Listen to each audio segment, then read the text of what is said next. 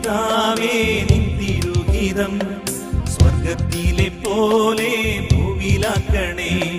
സ്വർഗീയ പിതാവേ നിൻ തിരുഹിതം സ്വർഗത്തിലെ പോലെ ഭൂവിലാക്കണേ.